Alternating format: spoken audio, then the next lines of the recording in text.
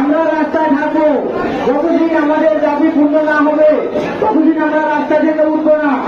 আমাদের দাবি আমরা পূর্ণ করে উঠবো। এখন এই দল আমাদের মাথায় করে খাচ্ছে। যদি আমরা এখন পরাজিত হই তাহলে আমাদের এই দেশে টিকতে দিবে না। আমরা সবাই এই আন্দোলন শেষ না হওয়া পর্যন্ত ঘরে ফিরে যাব না। আমার বাবা 1 মাস হচ্ছে অসুস্থ, এখনো মেরে উঠতে পারে না, কিন্তু আমাকে ঘরে রাখি নাই। আমাকে গতকালকেও বলেছে, বাবা তুমি ঘরে কেন? আমার বাবা আমাকে পাঠিয়েছে। আমার অনেক আত্মীয় স্বজনরা আসতে যায়নি, কিন্তু আমার বাবা মেরেছে। তুমি যাও, এই দাবি সকলে।